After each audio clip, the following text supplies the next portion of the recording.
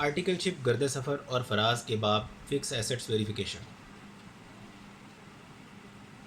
Cost audit کے بعد ہمیں اتنا تجربہ ہو گیا تھا کہ ہمیں عملی طور پر آڈٹ کی اتنی سمجھ آ چکی تھی بلکہ اب تو ہم کسی بھی کمپنی کے آڈٹ میں آسانی محسوس کرنے لگے تھے۔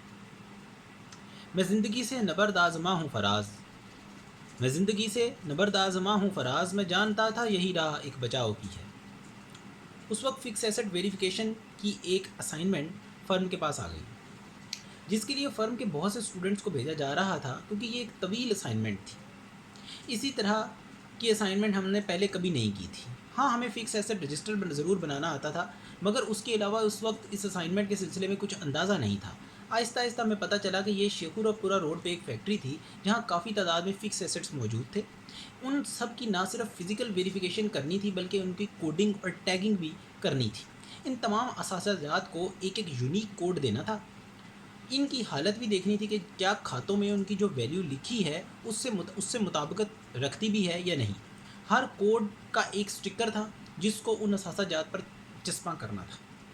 یہ فیکٹری بہت بڑی تھی، سو اس کا کام کرنے کے لیے ایک بڑی ٹیم درکار تھی جو ایک ایک کر کے تمام اثاثے دیکھے اور ان پر کوڈ کا سٹکر بھی چسپاں کرے۔ صبح 7 بجے گھر سے نکل کر پورے 9 بجے فیکٹری پہنچنا ہوتا تھا۔ مختلف ڈپارٹمنٹس کو آپس میں تقسیم کر لیا گیا تھا تاکہ سب لوگ ایک وقت میں زیادہ سے زیادہ کام کر سکیں۔ ہمیں ایک کمرہ، ٹیلی فون اور چند کمپیوٹر دے دیے گئے تھے۔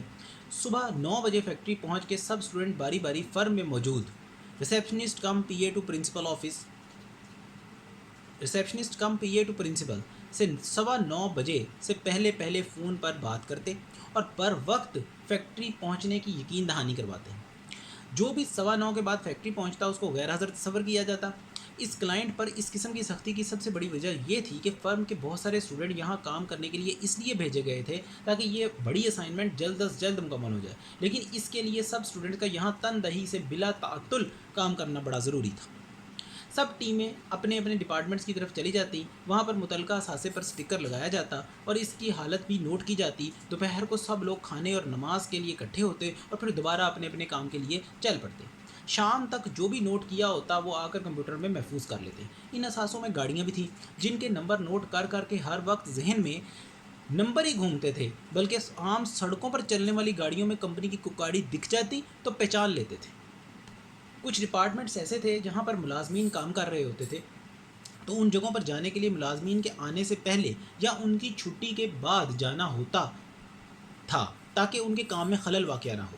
یہ ایک ایسا کام تھا جس میں کافی چلنا پڑتا تھا۔ شام کو کوئی 1 گھنٹہ کمپیوٹر پر کام ہوتا تھا، باقی سارا دن چلنا ہوتا تھا، تو شام تک تھکاوٹ کافی ہو جاتی تھی اور اس پر اگلے دن صبح فیکٹری آنا ہوتا تھا۔